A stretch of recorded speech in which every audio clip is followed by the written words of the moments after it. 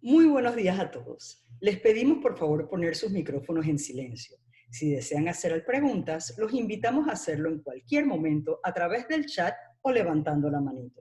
Para apreciar mejor al expositor, les recomendamos poner la pantalla en Speaker View versus Gallery View. En nombre de la Academia Interamericana de Panamá, nuevamente es un honor para mí compartir esta cita con la historia con ustedes. Esta sesión es la tercera entrega de lo que ya es una tradición para el colegio. Para los que no lo conocen, Carlos Guevara Mann, nuestro historiador de lujo, es una persona de esas que hay que clonar. Además de ser profesor en el colegio, es también director de la maestría de Relaciones Internacionales en Florida State University. Es contribuyente de la prensa y autor de varios libros. Sin más preámbulo, nuestro invitado, el doctor Carlos Guevara Mann. Mundial, sobre todo de la geopolítica europea, en términos que no fueron satisfactorios para algunas de las partes, sobre todo para las partes vencidas y especialmente para Alemania. Y como dije antes, tan solo 20 años después, Europa se encontraba nuevamente en esta terrible conflagración. Hay muchísimos aspectos de la Segunda Guerra Mundial que valdría la pena abordar, aspectos que se refieren a sus antecedentes, a las causas inmediatas, aspectos que hoy evidentemente se refieren a su desenvolvimiento, que fue un desenvolvimiento, como dije, que, que tuvo como escenario principal Europa, pero también otras partes del mundo se vieron seriamente afectadas por la guerra, incluyendo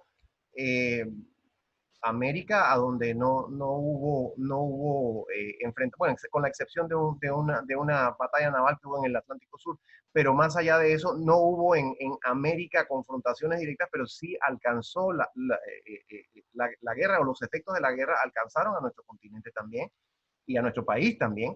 Así que los efectos se ramificaron por todo el mundo. Y el desenvolvimiento, como dije, es un aspecto muy importante que habría o sea, tendríamos que dedicar un año entero de sesiones para hablar acerca del desenvolvimiento, solamente del desenvolvimiento de la Segunda Guerra Mundial. Y las consecuencias, como mencioné hace un instante, también son importantísimas, consecuencias de todo tipo. Así que es una charla, la de hoy es una charla en que voy a tratar de hacer un esfuerzo muy grande por comprimir y por presentar los puntos principales, y ustedes me van a ayudar con sus preguntas. Así es que si alguien tiene algo que preguntar para iniciar, con mucho gusto podemos tomar eso como un punto de partida. Hola Carlos, buenos días. Feliz de Hola. estar aquí contigo de nuevo para todo lo que vamos a aprender. Gracias. El- sí, lo que quería saber, y creo que es una de las cosas que más nos interesa, es como fue tan interesante saber por qué inició la Primera Guerra Mundial, por cuáles fueron las principales causas de la Segunda Guerra Mundial. Gracias, Mona Lisa. Encantado de saludarte. La Segunda Guerra Mundial eh, eh, tiene, yo diría que su causa principal una de las causas fundamentales de la Segunda Guerra Mundial fue el auge y la expansión del nacionalismo a extremos que la humanidad nunca había visto. La semana pasada hablamos acerca del nacionalismo como una doctrina, como una ideología, como una tendencia que surge en Europa. Y surge en Europa en tiempo en tiempo de la Revolución Francesa, o sea que es una tendencia moderna, el nacionalismo, tenemos la tendencia a pensar de que es una práctica, una orientación, una tendencia muy antigua, pero en realidad no lo es algo bastante reciente, que se remonta a finales del siglo XVIII. En Europa se fue desarrollando, se extendió a otras partes del mundo, y en el periodo de la entreguerra alcanzó unos extremos que nunca se habían visto, unos extremos de violencia, de autoritarismo, de imposición que no se había visto antes. Y la articulación más importante, más extrema del nacionalismo que se dio en esta época es el fascismo.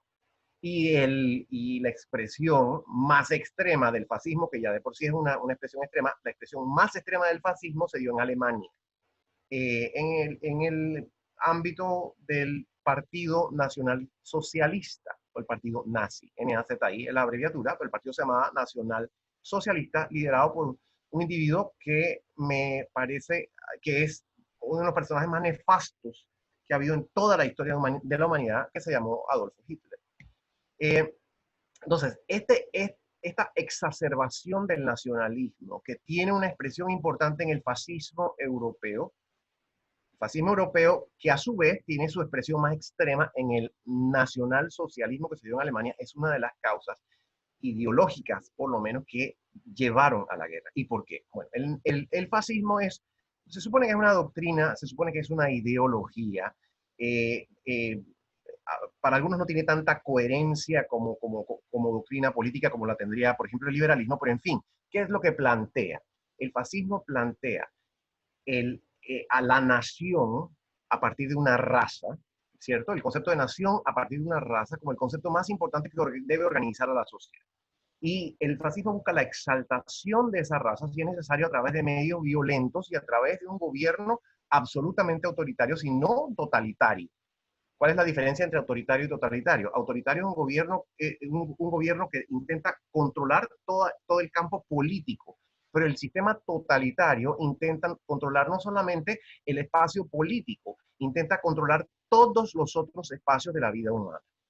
Y esa fue la expresión que alcanzó el nazifascismo. El partido nazi, el Partido Nacional Socialista de Alemania, se propuso controlar todos los espacios de la vida humana en aras de la exaltación de una raza y en aras de la ampliación y expansión de esa raza por el mundo, porque uno de sus argumentos, uno de sus planteamientos era que esa raza estaba llamada a dominar y a ejercer una hegemonía sobre el resto de los grupos humanos de las sociedades de la raza, inicialmente en Europa y posteriormente en la mayor parte del mundo que pudiesen acaparar. Como dije, no era una ideología totalmente antidemocrática, totalmente antiliberal, no tenía ninguna consideración, ningún tipo de consideración por la libertad humana, por los derechos humanos, por este tipo de planteamientos o de convicciones que son muy importantes para nosotros. Y también hay un punto importante, es que idealizaba la violencia, o sea, la manera de conseguir estas conquistas y la supremacía racial del grupo étnico que predominaba en esa sociedad era la violencia. Estas conquistas se realizaban por métodos violentos. El fascismo eh, fue una causa ideológica sumamente importante detrás de la Segunda Guerra Mundial. Y dije que su expresión más extrema se dio en Alemania, con el Partido Nacional Socialista, pero no fue el único lugar donde hubo una corriente fascista muy importante. También existió en Italia, también existió en España, también existió en Portugal, en cierta medida, no a los extremos que llegó a Alemania, y también existió en muchas otras partes, en los Balcanes, e inclusive en los países que mantuvieron el sistema democrático liberal, había partidos y había movimientos de este tipo. ¿Por qué? Y aquí voy a la segunda consideración importante para entender el, el, el desenvolvimiento la Segunda Guerra Mundial. ¿Por qué ocurrió la Segunda Guerra Mundial? El segundo aspecto importante es el aspecto económico. El primer aspecto que mencioné es un aspecto político, un aspecto ideológico. El segundo aspecto es un aspecto económico. Los años que precedieron la Segunda Guerra Mundial fueron años de gran frustración para las sociedades del mundo, para las poblaciones del mundo. ¿Por qué? Porque fueron los años de la Gran Depresión. La Gran Depresión comenzó en 1929 con la caída de la Bolsa de Valores de Nueva York, y esa caída supuso un descalabro del sistema económico mundial absolutamente intenso, absolutamente devastador y sin precedentes.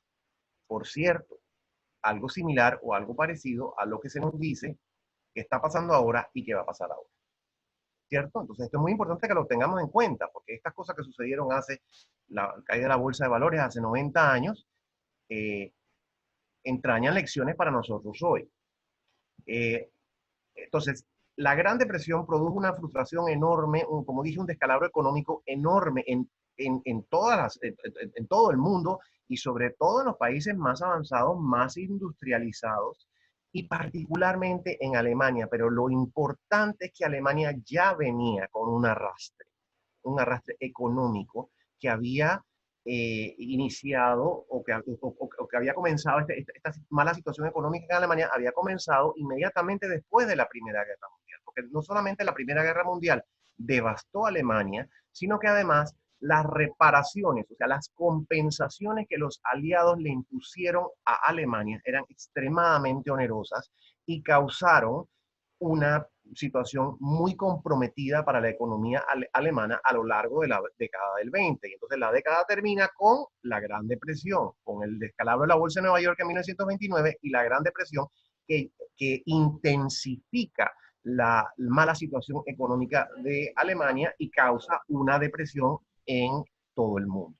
Así que yo creo que para resumir, para comprimir, las causas principales serían políticas, específicamente ese auge del nacionalismo extremo que tuvo el nombre de fascismo en ese momento, una ideología violenta, antidemocrática y expansionista, por una parte, y por otra parte tuvo causas económicas, la gran depresión, el descalabro económico que eso produjo y la enorme frustración que abarcó casi que a toda la humanidad por esa mala situación económica que se dio en ese momento. Increíble, Carlos. ¿Y qué países participaron en esta guerra? Bueno, esta fue una guerra, como se dice, una guerra mundial, y fue una guerra verdaderamente mundial. Abarcó casi a todos los estados independientes del mundo en ese momento. Algunos se mantuvieron neutrales. En Europa lograron mantener su neutralidad Suecia, Suiza, España y Portugal. Otros países que se habían proclamado neutrales, Noruega, por ejemplo, Bélgica y Holanda, que eran neutrales, fueron avasallados por los nazis. Pero para ver el asunto de una forma un poquito más esquemática, digamos que se formaron dos bloques. En primer lugar estaba Ale, así ve. El eje Ale, bailes. compuesto por, por Alemania principalmente, Alemania nazifascista. Es importante, hay una acotación muy importante.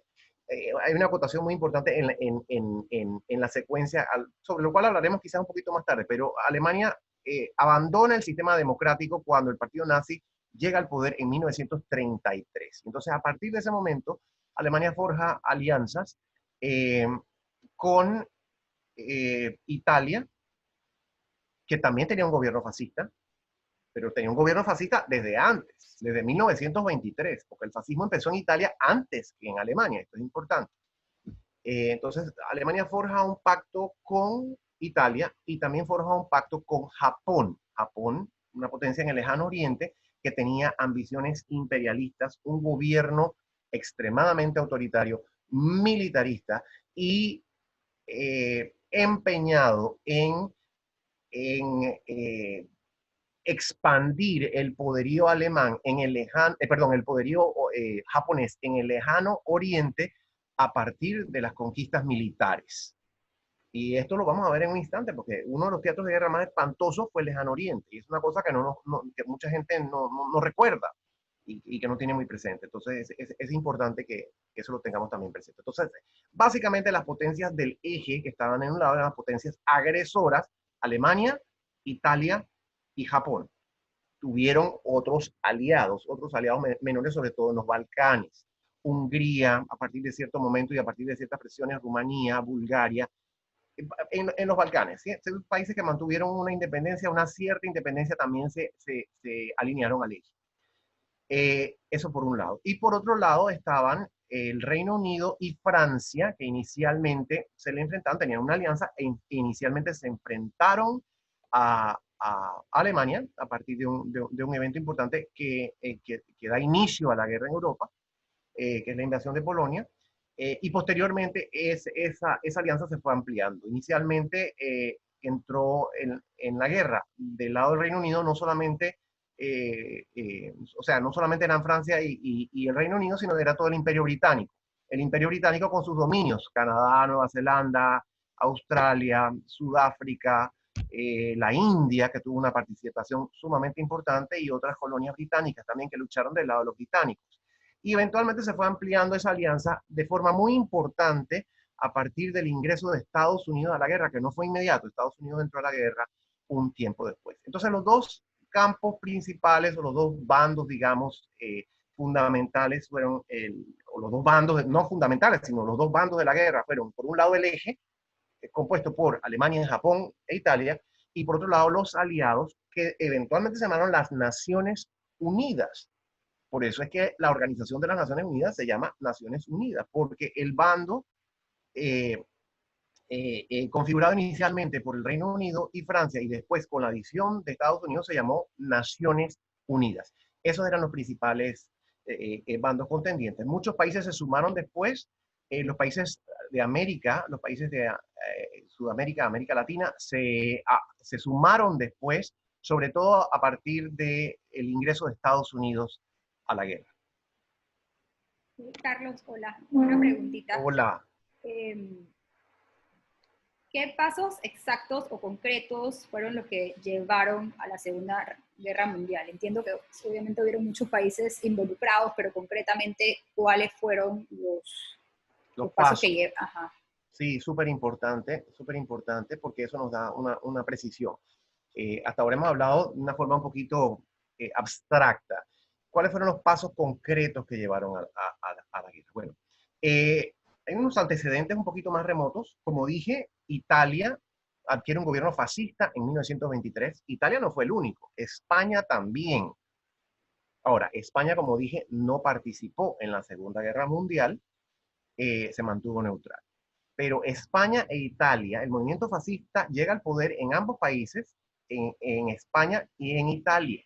Y en ambos países llega al poder dentro del marco de la monarquía, porque tanto Italia como España eran monarquías en ese momento. Y en ambos países el rey llama, en el caso de Italia, el rey Víctor Manuel se asustó y llamó a Mussolini, que llevó a cabo una marcha sobre Italia, se asustó, pensó que venía el descalabro, llamó a Mussolini y le encargó el gobierno a Mussolini. Y en España, el rey Alfonso hizo lo mismo con un general que se llamaba Primo de Rivera, que tuvo un gobierno autoritario de inclinación fascista en los años 20. Entonces, esos son antecedentes importantes. Señalé después que en Alemania el partido nazi llega al poder en 1933.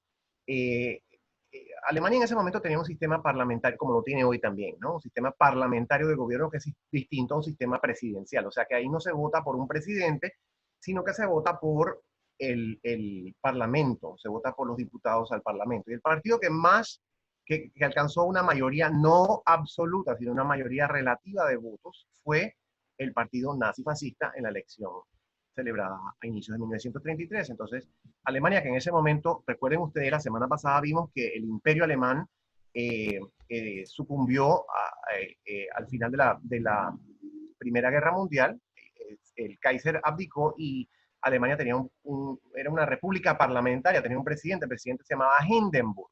Hindenburg, por cierto, era el nombre de un dirigible, que era como un globo ovalado enorme, un aparato aéreo, un globo ovalado enorme, que estalló de forma dramática en esa época. También tenía el nombre del presidente, el presidente Hindenburg. Entonces Hindenburg, en esta situación electoral que había en Alemania, convoca a Hitler y a su partido, que a los grupos dominantes o a los grupos influyentes alemanes le parecía un partido minoritario de un demagogo, de un extremista, pero que no tenía mayor sustancia ni mayor consistencia. Entonces pensaron, a este tipo lo vamos a poder dirigir, organizar, manipular. Qué gran equivocación, porque apenas llegó al poder, tomó pasos inmediatos para destruir el sistema parlamentario, para destruir el elemento y el componente democrático que tuviese Alemania, y para llevar a Alemania por la senda primero que todo, de un armamentismo. Dispuso que Alemania se rearmara, lo cual estaba prohibido bajo los términos del Tratado de Versalles de 1919, e inmediatamente inició una política expansionista.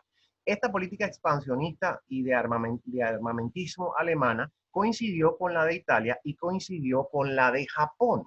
Japón, en los años 30 también, Japón nunca había sido una democracia. un imperio, era un imperio a cargo bueno, que tenía a la cabeza a un emperador, como es la situación todavía hoy, y en ese momento no había ningún elemento democrático en la constitución japonesa. Sin embargo, quienes asumieron el poder en ese momento en Japón, en los años 30, era un grupo de militares muy extremistas también, que le imprimieron al gobierno y a la política japonesa un tono sumamente militarista, expansionista y violento. Y en realidad el primer antecedente bélico de la Segunda Guerra Mundial ocurrió en el lejano Oriente y ocurrió en 1931 con la invasión japonesa de Manchuria. Manchuria es la parte noreste, una parte muy amplia al noreste de la China, que Japón, que tenía estas ambiciones expansionistas, decidió invadir. Y no solamente invadió, sino que allí creó un estado títere que se llamó el Manchukuo.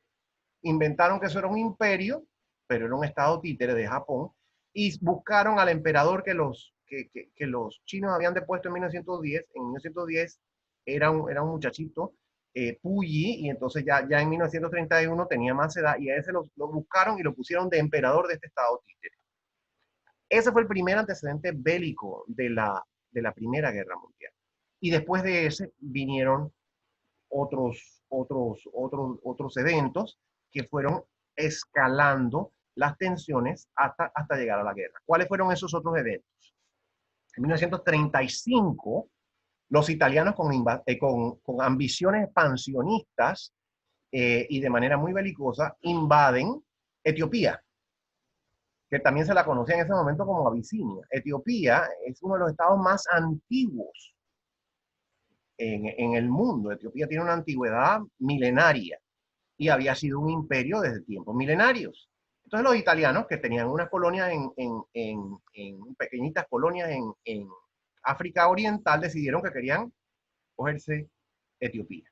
Entonces invaden Etiopía, deponen al emperador que se llamaba Haile Selassie, tiene que salir huyendo, apela a la ayuda de la Liga de las Naciones, la organización internacional que se creó con el Tratado de Versalles para tratar de mantener un balance en el mundo. La Liga de las Naciones no hace, bueno, toma algunas medidas, pero son medidas que no resultan, que no tienen ninguna efectividad. Y imagínense ustedes, Italia, Mussolini lo que hace es proclamar al rey Víctor Manuel emperador de Abisinia en vez de Haile Selassie. O sea, ese es un exabrupto inaudito. Y los otros países, los países que no estaban alineados al eje, ven esto con estupor, pero no hacen nada. Bien, 1936 comienza la Guerra Civil Española. La Guerra Civil Española fue un asunto atroz. Se enfrentaron por un lado el bando republicano, por otro lado el bando nacionalista. El bando nacionalista que abarcaba a monárquicos, que abarcaba a conservadores y que abarcaba a los fascistas españoles también. Y el bando nacionalista recibe ayuda de Alemania.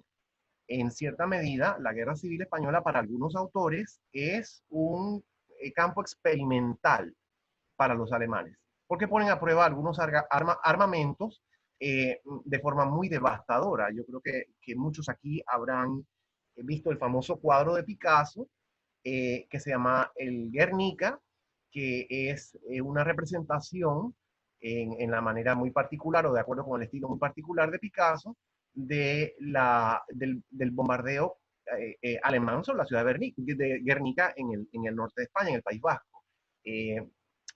Alemania intervino, Alemania nazi intervino en esta guerra de una forma brutal y de una forma absolutamente arbitraria, ¿no? En 1938, ya para este momento, como dije, Alemania había renegado de sus obligaciones bajo el Tratado de Versalles, había iniciado un rearme y había aumentado su poderío bélico y seguía aumentándolo de forma muy importante. Y en 1938 se lleva a cabo la anexión de Austria, que se llamó el Anschluss en alemán. En la anexión de Austria en marzo de 1938. Ahora bien, la anexión de Austria se presenta como un avasallamiento, como una violación del derecho internacional, como una arbitrariedad, y fue todo eso, pero hay que tomar en cuenta que muchos austríacos estaban de acuerdo. ¿Por qué? Por el elemento de nacionalismo del que hablé antes. Y de esto conversé un poquito la vez pasada también. Los alemanes y los austríacos pertenecen, los pueblos alemanes el pueblo alemán y el pueblo austríaco tienen una base étnica o un componente étnico bastante similar. Son pueblos germanos con G. Entonces había esa similitud entre ambos, y Austria, que estaba pasando por una situación económica muy comprometida también, tenía muchísimas dificultades, tuvo muchas dificultades en mantener su sistema democrático, que sucumbió a principios de los años 30, y posteriormente el partido fascista austríaco fue ganando una importante ascendencia, al punto que estuvieron de acuerdo con esta anexión. Y muchos austríacos estuvieron de acuerdo con esta anexión. Pero el mundo occidental, las potencias occidentales, lo vieron con alarma. Eso fue en marzo. En septiembre, Hitler, no contento con haber anexado Austria, quiso anexar parte de Checoslovaquia. Checoslovaquia era otro estado que se había formado a partir del final de la Primera Guerra Mundial. Y Checoslovaquia era un estado multiétnico. Ahí había eslovacos, ahí había checos, ahí había alemanes, en una parte que colindaba con Alemania que se llamaba el Sudetenland. Y Hitler se empeñó en que él iba a coger el Sudetenland porque ahí había 3 millones de alemanes, y esos 3 millones de alemanes estaban siendo avasallados por el gobierno checo, lo cual era mentira porque el gobierno checo era un gobierno democrático. Pero en fin, con esa excusa se propuso anexar el Sudetenland, y allí sí hubo una reunión en Múnich de los líderes, tanto del eje como de Francia e Inglaterra. Está el primer ministro del Reino Unido, que era Chamberlain en ese momento, el líder de Francia, el líder de Italia, que era Mussolini, y Hitler, que acordaron permitirle a Alemania la anexión de Sudetenland sin consultar a Checoslovaquia. Checoslovaquia se vio desmembrada. Pero no eso se hizo, eso lo hicieron Chamberlain y los franceses para apaciguar a Hitler. Pensaban que con eso él se iba a calmar y se iba a satisfacer, y que no iba a seguir en esta política expansionista. Muchos en Inglaterra pensaron que era una política equivocada, que han debido parar a Hitler en ese momento. Entre quienes pensaron que lo han debido parar estaba Winston Churchill. Sin embargo, el gobierno británico, que no quería otra guerra, que no estaba preparado para otra guerra, sobre todo frente a este gran poderío bélico que tenía Alemania, optó por esta política de apaciguamiento, y le salió el tiro por la culata, porque muy pronto, a principios de 1939, Hitler se anexó más otra porción del territorio checoslovaco, hasta que Checoslovaquia quedó reducida a su mínima expresión, Eslovaquia, y el resto, como 2/3 partes de lo que había sido Checoslovaquia, fueron asumidas por Alemania. Entonces hubo protestas de parte de los aliados, hubo recriminaciones, hubo toda clase de quejas, pero no se llegó a nada. ¿Y cuál fue la próxima mira de Hitler? La próxima mira de Hitler fue Polonia. Polonia, que estaba al este. Y entonces Polonia, que era un estado, los pobres polacos tenían por un lado a los alemanes y por otro lado a la Unión Soviética, que no era nada bueno y de lo cual no hemos hablado todavía. Pero Hitler, el cálculo de él fue, bueno, si nosotros nos anexamos toda Polonia, o si invadimos toda Polonia, vamos a entrar en un conflicto inmediato con la Unión Soviética, que también tenía ambiciones sobre Polonia. Así es que lo que acordaron a mediados de 1939 fue un pacto secreto, que es uno de los aspectos más infames de la Segunda Guerra Mundial. Un pacto secreto entre los nazis y los soviéticos, firmado por Ribbentrop, que era el ministro de Alemania, de Relaciones Exteriores de Alemania, y Molotov, que era el ministro de Relaciones Exteriores de la Unión Soviética. Molotov, el de las bombas, por eso se llaman bombas Molotov, en honor de este señor. y firmaron un pacto de no agresión en 1939, que básicamente lo que significó es que entre los dos se iban a dividir Polonia. Alemania iba a tomar la parte occidental de Polonia y la Unión Soviética iba a ocupar la parte oriental de Polonia. Eso fue un pacto secreto que firmaron a principios de a mediados de 1939.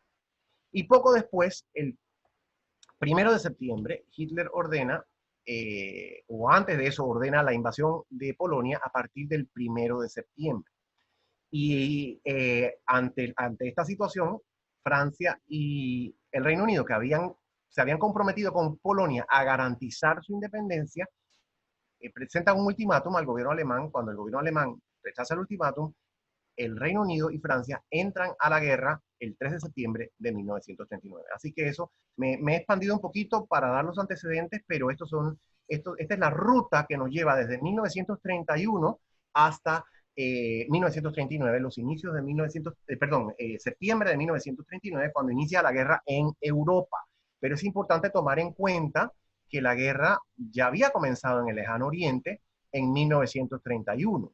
Y un aspecto importantísimo que me salté fue en 1937 la invasión japonesa de China, porque no contentos con haber segregado la parte al norte de China en 1931, invadieron el resto de China en 1937. Bueno, no el resto, porque no abarcaron todo el resto, pero invadieron una parte más al sur de China en 1937, y esa guerra fue absolutamente atroz. La mortandad y la crueldad desplegada por los japoneses durante esa guerra era algo absolutamente inusitado. Así que esos son unos antecedentes muy lamentables, tristes y violentos que llevan desde 1931 hasta 1939. Quiero aprovechar 2 minutitos antes de que la siguiente pregunta para felicitar a Victoria Myers, que hoy está de cumpleaños. Por favor, un aplauso virtual para Saludos, ella. Victoria. Felicidades y gracias por acompañarnos. No, y hay mucha gente conocidísima, Carlos. De verdad tenemos 77 participantes el día de hoy y los exhorto a todos a hacer preguntas en el momento que quieran, porque de eso se trata, de poder interactuar contigo. Muchas gracias, encantado. Por ahí vi que había algunas, pero no las he podido leer, así es que no sé, procedamos como ustedes digan. Una pregunta.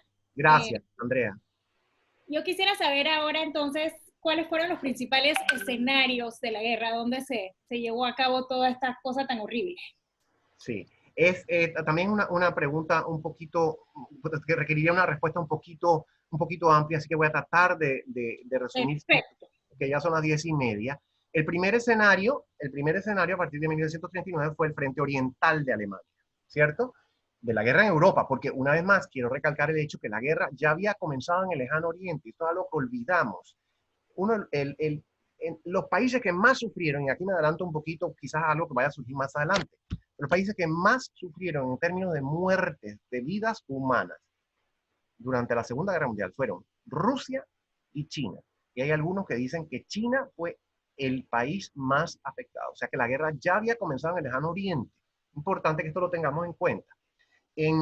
A partir de 1939, cuando se da la declaración formal de guerra, el primer escenario es el frente oriental. Entonces, Alemania invade Polonia, y la verdad es que esa es una parte de la guerra absolutamente conmovedora. Es algo que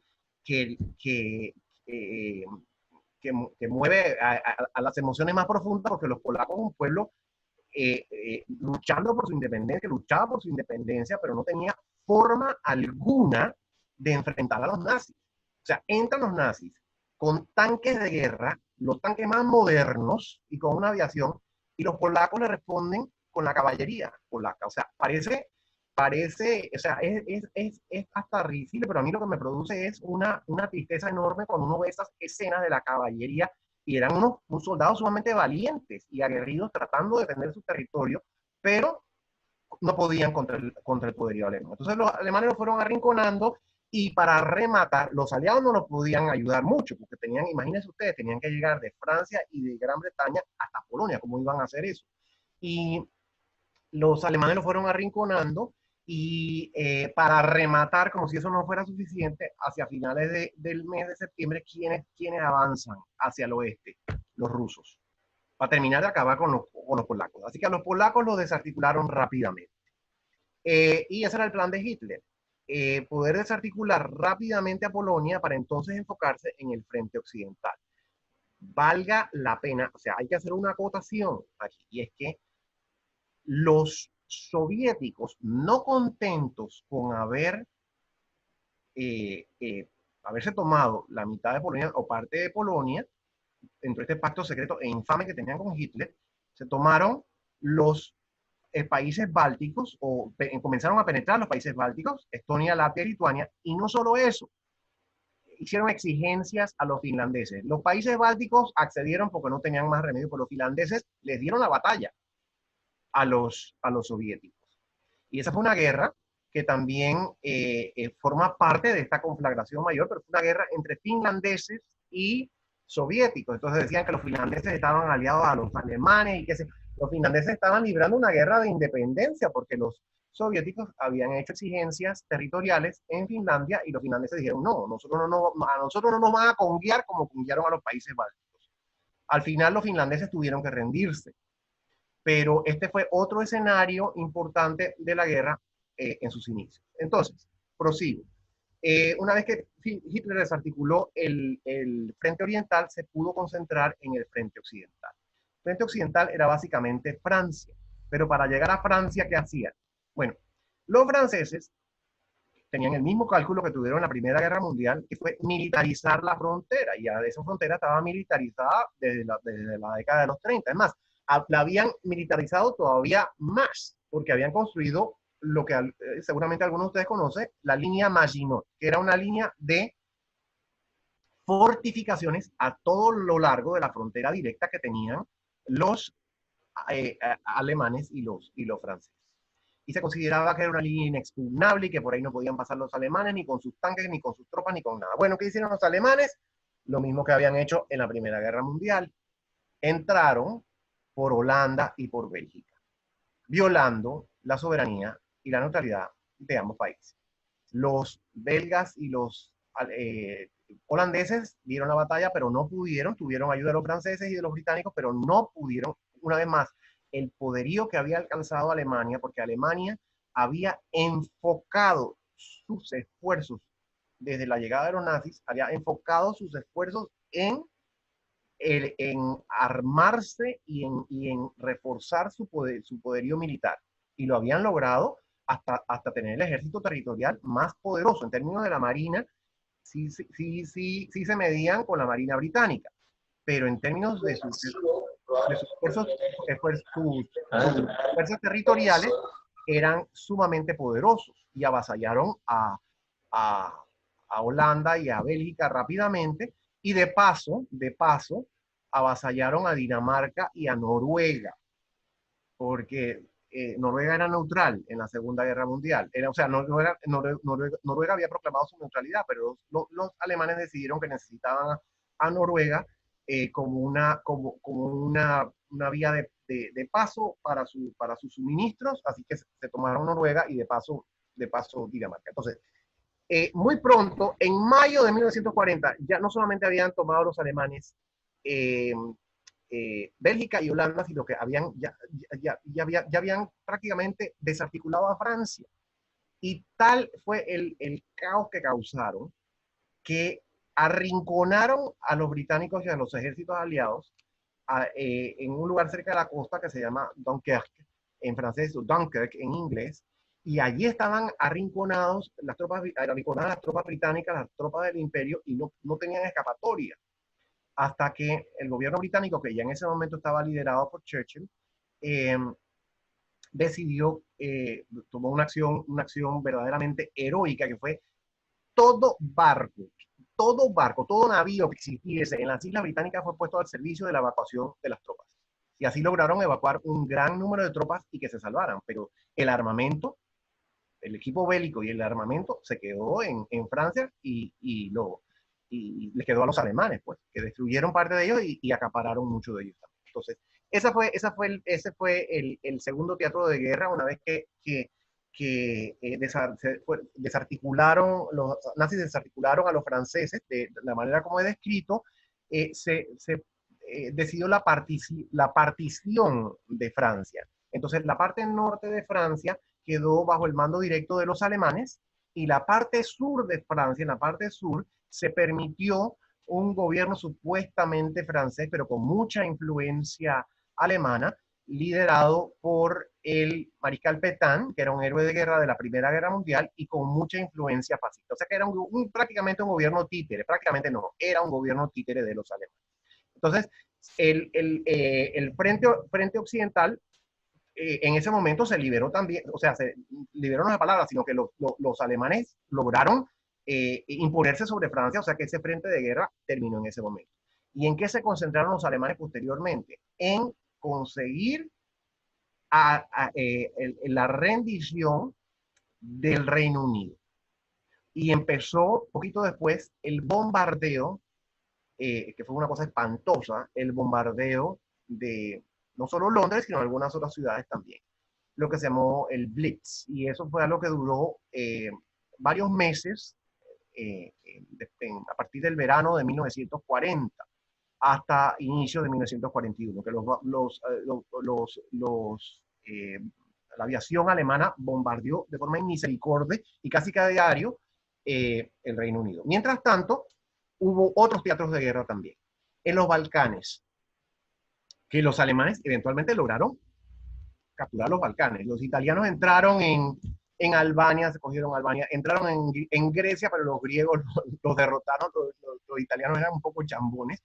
Entonces, los derrotaron los griegos, pero los alemanes llegaron a su auxilio y se tomaron Grecia, tomaron Yugoslavia. Los otros países que quedaron nominalmente independientes en los Balcanes tuvieron que alinearse con Alemania.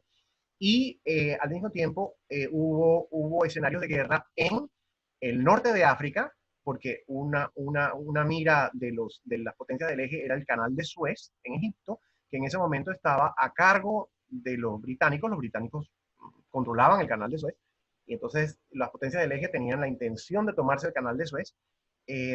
Inicialmente fue una iniciativa italiana, nuevamente fracasó, los británicos lo repelieron, pero después los alemanes mandaron un ejército y lograron repeler a los británicos, hacerlos retroceder. No se tomaron el canal de Suez, llegaron hasta una parte de Egipto, que se llama el Alamein, pero lograron hacerlos retroceder. También hubo teatros de guerra en el este de África y, como dije, en el lejano oriente. Eso fue hasta más o menos 1941. En 1941, como todos sabemos, los japoneses bombardean la base estadounidense en Hawái, y eso hace que Estados Unidos entre a la guerra. Entonces, el teatro de guerra del lejano oriente se convierte en mucho más importante. Los japoneses se toman no solo partes de China, como ya hemos visto, sino además unas grandes extensiones en otras partes. Filipinas, la Indochina, que era un protectorado francés. Indonesia, que entonces se llamaban las Indias holandesas, Indias orientales holandesas. A Tailandia, con Tailandia no se metieron porque supuestamente era neutral, pero llegaron hasta Birmania. Birmania está al lado de la India. No se tomaron la India porque los indios y los británicos dieron la batalla en ese momento, pero las conquistas japonesas fueron muy importantes, y el ingreso de Estados Unidos a la guerra convirtió el Pacífico y el lejano oriente en un teatro importante de guerra. Y posteriormente el frente occidental se reactiva con el ingreso de los estadounidenses, y el frente oriental se reactiva también. Cuando en 1941, para esta misma época, para junio de 1941, Hitler toma la decisión fatídica de romper su pacto de no agresión con los alemanes e invadir Alemania. ¿Y por qué fue fatídica? Porque la invasión fue desastrosa y eventualmente la perdió, pero en el camino de la pérdida, la destrucción y la mortandad en la Unión Soviética fue enorme. Entonces, el frente oriental y el frente occidental se reactivan con la guerra entre la Unión Soviética y Alemania, y 2, con el ingreso de Estados Unidos, y se convierten en escenarios muy importantes para la Segunda Guerra Mundial, casi que hasta su final en 1945. Hola Carlos, bueno, Hola. creo que el tiempo se nos va acabando oyendo todas estas historias que para mí, que no estoy tan metida en la historia, son fascinantes cuando me las dicen de esta manera.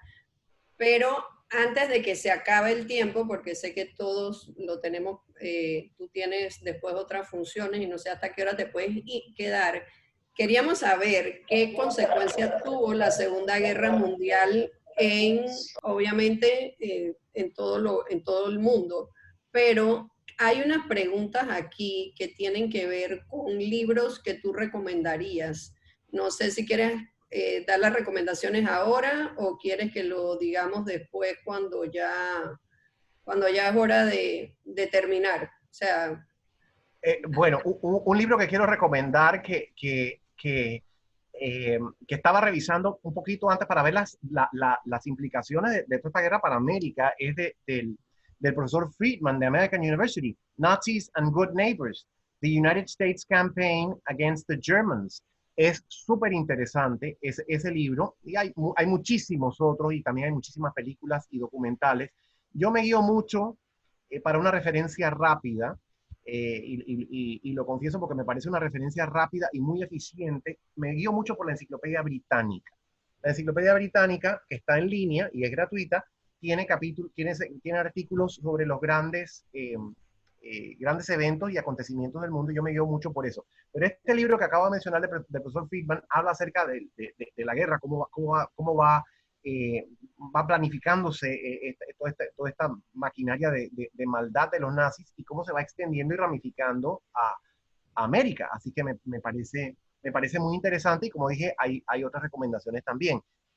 Mona Lisa, voy a tratar de ser lo más sucinto. sí, y antes te voy a decir otra pregunta que acaba de salir para que la puedas unir ahí, que dice, ¿cuáles fueron los impactos geopolíticos para América Latina? O sea, dentro de todo lo... Súper importante. Ok, voy a hablar rápidamente, y les pido perdón porque la verdad es que no estoy siendo justo con un tema que es tan fundamental. Consecuencias de la guerra. Bueno, primero, una devastación, como dije, sin precedentes. La cifra de muertos, no se ponen de acuerdo sobre la cifra de muertos. Algunos hablan de 60 millones, otros de 75 millones, otros de 80 millones de personas que murieron durante la Segunda Guerra Mundial. Los países que más sufrieron fueron Rusia y China, como dije antes. Es imposible contabilizar esa cifra de muertos. El Museo de la Segunda Guerra Mundial en Nueva Orleans tiene una página muy interesante. Ponen allí, hay otras estadísticas que se proveen también, pero el museo dice que esto oscila tanto que es probable que China, que tienen puesto como que perdió 20 millones, China puede haber perdido hasta 50 millones de personas en la Segunda Guerra Mundial. O sea que es una cosa horrible, la pérdida en vidas humanas. Entonces, la implantación del nazifascismo, del fascismo en todos estos países, causó unas violaciones a los derechos humanos espantosas, pero sobre todo en Alemania, porque bajo los auspicios de esa doctrina perversa y malévola, se escenificó o se protagonizó una política de exterminio espantosa en contra de las supuestas razas, porque los judíos no son una raza, son un grupo cultural, pero no son una raza. Y grupos humanos, vamos a ponerlo así, grupos humanos que los nazis le tenían este odio. El más prominente de ellos, el grupo judío, pero también había, gitanos sufrieron muchísimo, personas de una otra orientación sexual sufrieron muchísimo, personas con discapacidades, disidentes políticos sufrieron muchísimo y fueron internados en campos de concentración. Esto es una barbarie, una atrocidad que la humanidad no había conocido. Un exterminio de manera industrial. ¿No? Los alemanes aplicaron los criterios industriales al exterminio de grupos humanos. Es una cosa atroz y espantosa, ¿cierto? Y no solamente hubo violaciones masivas de los derechos humanos en Alemania, que fue una barbarie, sino que en muchas otras partes del mundo también. Las pérdidas materiales fueron enormes. Europa quedó absolutamente devastada a partir de la Segunda Guerra Mundial. Cambios políticos importantes que hubo. Hubo una reconfiguración del mundo después de la Segunda Guerra Mundial. El mundo básicamente, o digamos que Europa inicialmente, se dividió en dos zonas de influencia. Una zona de influencia importante de Estados Unidos hacia el oeste y una zona de influencia de la Unión Soviética. Ese fue el precio que hubo que pagar para lograr la adhesión de la Unión Soviética a la causa de los aliados, que Roosevelt y Churchill juzgaron necesaria para derrotar a Alemania, y en eso tenían razón. Tuvieron que aliarse con la Unión Soviética después de la invasión alemana de 1941, porque antes, como dije, tenían un pacto con los alemanes. Así que el resultado de esto fue al final de la guerra que los países de Europa Oriental perdieran tenían una independencia nominal, pero en realidad se convirtieron en países satélites de la Unión Soviética y tuvieron que adoptar un sistema totalitario con gran sufrimiento para sus pueblos. Al mismo tiempo, hubo una reconfiguración de las relaciones internacionales, sobre todo a partir de la creación de las Naciones Unidas. Y mañana se conmemora el 75 aniversario de la firma de la Carta de las Naciones Unidas, que da origen a la Organización de las Naciones Unidas, un intento por estabilizar las relaciones internacionales y lograr una solución pacífica de conflictos para evitar este tipo de conflagraciones tan espantosas. Sobre todo a partir de la derrota del nazifascismo y la desacreditación de esa ideología extremista, surgieron vientos democráticos, que fue mi columna ayer en la prensa. Hablé acerca de los vientos democráticos que comenzaron a soplar a partir del finales de la Segunda Guerra Mundial, y cómo esa inspiración democrática llevó a una segunda ola de la democratización en el mundo, en muchas partes del mundo, no en las partes sometidas a la Unión Soviética, pero en muchas partes también esa ola nos alcanzó acá en Panamá también. Y también hubo una importante arquitectura económica internacional que surgió a partir de la Segunda Guerra Mundial, liderada por Estados Unidos, liderada por el presidente Roosevelt. Recordarán ustedes que en Bretton Woods, en 1944, inclusive antes del final de la guerra, el presidente Roosevelt convocó a una conferencia económica que dio como resultado una nueva arquitectura económica internacional, precisamente para evitar desastres como la Gran Depresión, y que se centró básicamente en la creación del Fondo Monetario Internacional para estabilizar las finanzas de los estados, y el Banco Mundial para financiar proyectos de desarrollo a largo plazo, de forma tal que se pudiese superar la pobreza y enfrentar crisis económicas en el periodo de la posguerra. Después de la guerra, para Europa, Estados Unidos puso en marcha el Plan Marshall, que fue un plan de reconstrucción muy importante, gracias al cual Europa Occidental se pudo reconstruir. Y en términos de derechos humanos, no solamente tenemos la Carta de las Naciones Unidas, sino la Declaración Universal de los Derechos Humanos de 1948 y la Convención contra el Genocidio en ese año. O sea que vemos también reacciones importantes de la comunidad internacional en contra de los horrores del nazifascismo, que llevan a una codificación internacional y a una creación de organismos supuestamente para evitar una repetición de esos horrores espantosos. En 1949, por ejemplo, se codifica formalmente, bueno, ya se había codificado algo de eso antes, pero se codifica, se le da un nuevo impulso al derecho internacional humanitario, que es el derecho internacional para las guerras, de forma tal que se pudiese evitar que algunos de estos excesos que habían ocurrido antes se repitieran. No sé si con eso, de alguna manera, respondo a cuáles fueron las consecuencias de la guerra, o algunas consecuencias. Sí, Carlos, muchas gracias. Tenemos algunas otras preguntas aquí con relación a a los impactos que tuvo la guerra en Panamá, qué tan cerca llegaron los ataques alemanes al canal de Panamá. Es cierto que los japoneses construyeron un submarino para atacar el canal de Panamá. Creo que las implicaciones que tuvo todo esto en Panamá. Claro que sí, sería... claro que sí, claro que sí. También voy a tratar de hacerlo lo más resumido posible, porque este es un capítulo absolutamente fascinante, fascinante, fascinante. Quiero hacer algo que tiene que ver con Panamá también y con la Segunda Guerra Mundial.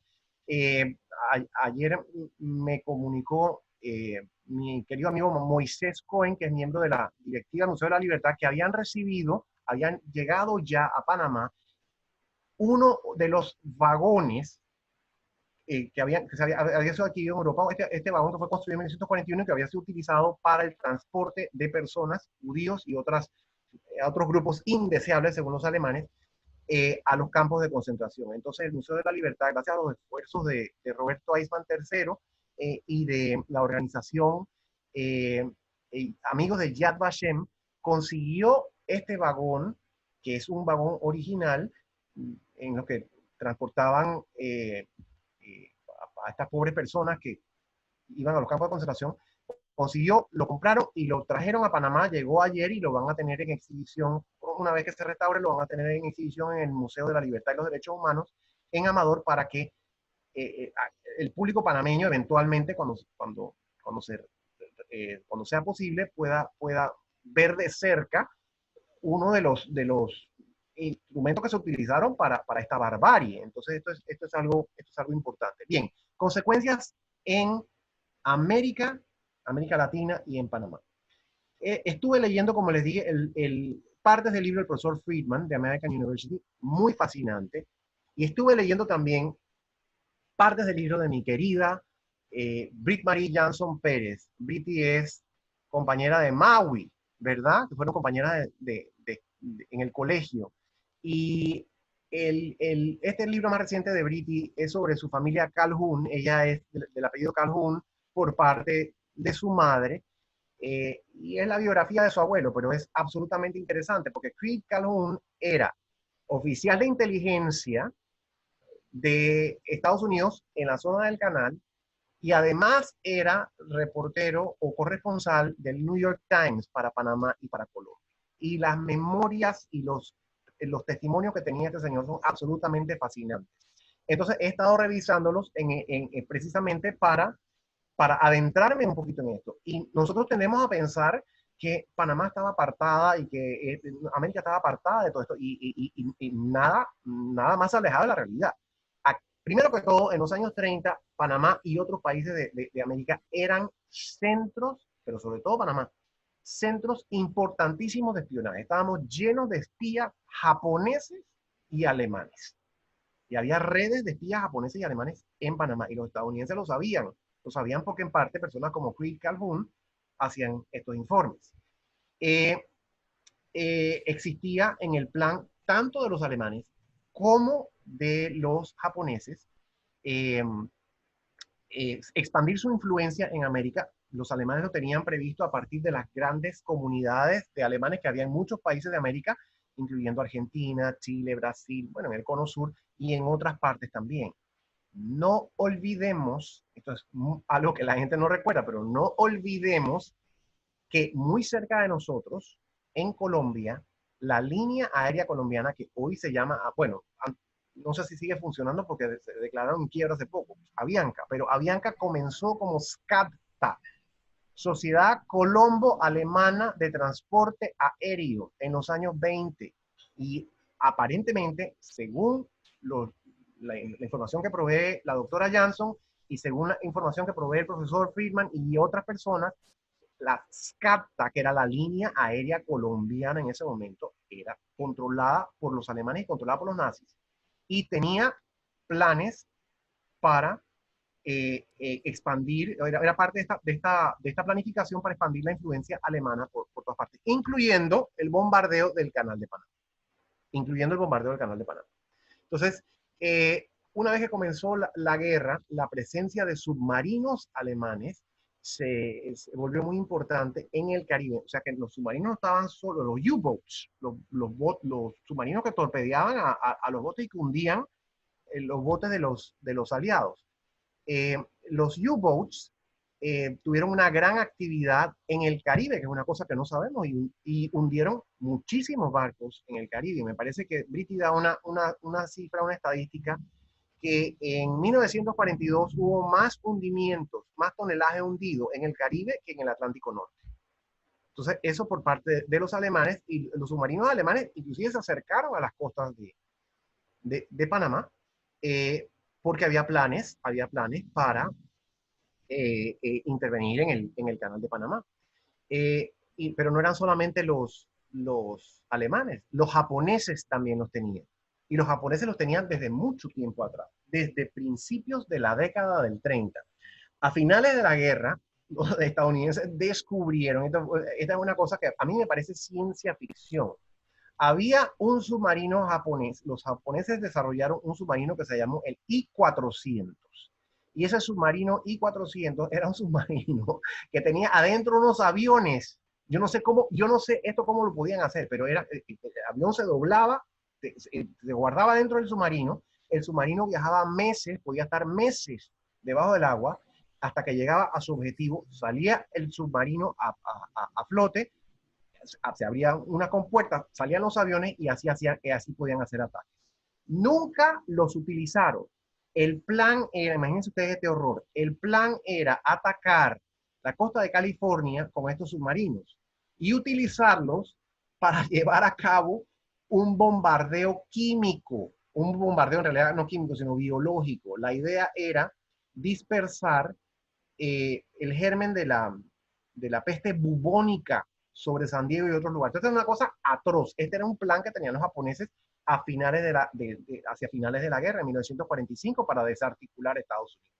Y entonces, cuando por algún motivo estratégico decidieron que no lo iban a hacer, porque hubo hasta una conciencia humanitaria, inclusive entre los liderazgos japoneses hubo una conciencia humanitaria, según la doctora Jansson, y dijeron, no podemos hacer eso porque vamos a desatar una pandemia si hacemos esto. Pero redirigieron los planes y el objetivo era atacar el canal de Panamá con esos submarinos, el I-400. No lo hicieron porque la guerra se acabó en agosto con los bombardeos atómicos sobre Hiroshima y Nagasaki. Entonces, no solamente América Latina era parte de este objetivo, sino que también lo era Panamá. Y las consecuencias para Panamá fueron muy interesantes y son de diverso tipo. Y es algo a lo cual normalmente no le ponemos atención. Primero, estábamos llenos de espías, cosa que no sabemos, no se sabía. En segundo lugar, la Segunda Guerra Mundial ocasionó un golpe de Estado en Panamá. Fue el golpe de Estado contra el doctor Arias en 1941, porque el doctor Arias fue muy firme en decir que Panamá era neutral y que si Panamá era neutral no iba a tener participación, y los estadounidenses ya en 1941 sabían que iban a tener que involucrarse en la guerra, como en efecto tuvieron que involucrarse, y presionaban a Panamá. En primer lugar, presionaron a Panamá para que autorizara el artillamiento de los buques panameños. Como saben ustedes, la Marina Mercante, desde esa época, la Marina Mercante panameña era una marina importante, y muchos de los barcos, o algunos de los barcos, eran objeto de los U-boats, objetivos de los U-boats alemanes. Estaban siendo atacados y hundidos. Entonces el gobierno de Estados Unidos solicitó a Panamá que autorizara el artillamiento, y el doctor Arias dijo, no, Panamá es neutral. Me parece que fue una política desafortunada, porque Panamá, o sea, estos buques que tenían bandera panameña, pero eran buques que trasladaban bienes de estadounidenses, de británicos, de otras naciones, estaban viéndose afectados, y yo creo que allí se hubiese justificado la medida, pero Panamá era neutral y el doctor Arias dijo que no. La otra solicitud de Estados Unidos fue la de recibir autorización para establecer bases militares en Panamá. Ya tenían una base militar fuera de la zona del canal, que era la base de Río Hato, que venía desde los finales de los años 30. Y el gobierno de Estados Unidos, pero la solicitud fue una solicitud absolutamente descabellada. La primera solicitud de Estados Unidos en el año 1941 fue de que Panamá les concediera sitios de defensa por 999 años. Repito, 999 años. Querían durar lo mismo que el Reich alemán, que decía Hitler que iba a durar 1000 años. Entonces el gobierno de Panamá rechazó eso. Entonces ya los estadounidenses empezaron a ver el gobierno del doctor Arias con mucha suspicacia. También empezaron a insistir que Panamá internara a personas, o que vigilara por lo menos a personas de los países aliados, de los países del eje, alemanes, italianos y japoneses. Entonces, Estados Unidos estuvo detrás del golpe de Estado del 9 de octubre de 1941, que se derrocó al doctor Arias y se instauró en el poder un gobierno que no era elegido. Fue el gobierno de Ricardo Adolfo Laguardia, que eso fue una dictadura en realidad, porque eso no fue un gobierno elegido. Entonces, como consecuencia de la Segunda Guerra Mundial, nosotros tuvimos en Panamá una dictadura que se acabó con esos vientos de democracia que dije que soplaron a finales de la guerra, y que fue mi tema de ayer. Se acabó con la convocatoria a una asamblea constituyente en 1945, que fue un ejercicio democrático importante que emprendió Panamá en ese momento. Además de lo que he señalado, Panamá se vio inundada de soldados porque se autorizó el establecimiento de bases en 1942 con el nuevo gobierno panameño, y Panamá se convirtió en realidad en una gran base militar de Estados Unidos. Había presencia militar de Estados Unidos en todo el territorio nacional, y esto se juzgó necesario por los estadounidenses para proteger el canal y proteger sus intereses en América. Y otro objetivo importante era empujar hacia el sur el perímetro defensivo de Estados Unidos, que había sido un objetivo desde hacía mucho tiempo. ¿Qué significa esto? Que si ellos tenían intereses acá, a lo mejor esto era un objetivo y eso distraía un poco los objetivos que había en la tierra firme continental de Estados Unidos. O sea, Panamá se convertía en un objetivo, lo mismo que otras partes, y eso hacía que estuviésemos en la mira, y eso convenía a Estados Unidos porque había otros lugares que podían ser atractivos para los enemigos, además de la parte continental de Estados Unidos. Así que ese fue otro objetivo, pero principalmente era proteger el canal de Panamá. Y hubo miles de soldados. Como consecuencia, hubo una bonanza económica en Panamá en los años de la guerra. Económicamente, esos años fueron muy buenos para Panamá. Hubo un crecimiento económico. En otros aspectos, en cuanto a otros aspectos, hubo muchas críticas y muchas quejas de los sectores patrióticos y nacionalistas. Se quejaban de la presencia preponderante de Estados Unidos. Las novelas de Rogelio Sinan, especialmente Plenilunio, retrata un Panamá que se había convertido en un gran burdel en esta época, y eso vulneraba la conciencia patriótica de algunos sectores, pero económicamente fue muy bueno para otros sectores. La Segunda Guerra Mundial fue un momento de bonanza. Recuerden ustedes también que ahí fue en la Segunda Guerra Mundial cuando comenzó la ampliación del canal. Los estadounidenses tenían un plan para ampliar el canal que pusieron en práctica a principios de la guerra. Lo suspendieron en 1942, pero todo eso trajo bonanza económica a Panamá. Así es que Panamá también tuvo impactos, y Panamá también participó de forma importante en la configuración de la Organización de las Naciones Unidas, y sobre todo en la preparación de la Declaración Universal de los Derechos Humanos en 1948. Esto es algo que no sabemos. Un artífice importante de esa declaración y un artífice importante de esa arquitectura que siguió a la Segunda Guerra Mundial fue nada menos que el doctor Ricardo J. Alfaro, quien es probablemente nuestro principal jurisconsulto en el siglo XX, una persona de extremada erudición, de muchísimos conocimientos y una centrada conciencia democrática, que contribuyó a esa arquitectura que trató de darle al mundo un sistema internacional más a tono con los derechos humanos, más orientado a la promoción de la paz y del bienestar de los pueblos del mundo. No sé si con eso de alguna manera presumo la respuesta que se quería con la pregunta acerca de los impactos que hubo en Panamá. Carlos, muchísimas gracias. No sé cómo estás de tiempo. Aquí nos queda una preguntita más. ¿Qué puedes decir No te escucho bien, Raquel. ¿Estás bien? Nos queda una preguntita más en el chat, que si les podías decir la razón por la cual se crean LIDICES o LIDs en los países del mundo. No sé si quisiera cerrar con un poco de eso. Sí, ¿por qué se crea qué cosa? Que no te escuché. LIDICES o LIDITS en los países del mundo. No te escucho, discúlpame. Dame un segundo.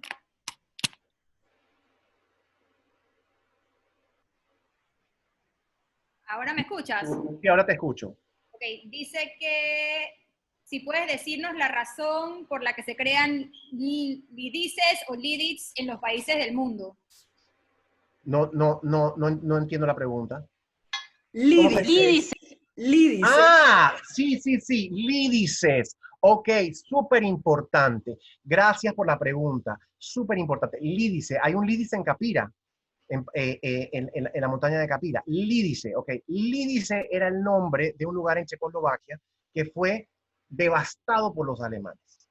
Devastado. Y en conmemoración de esa devastación, en algunos países se fundaron poblaciones con el nombre de Lídice.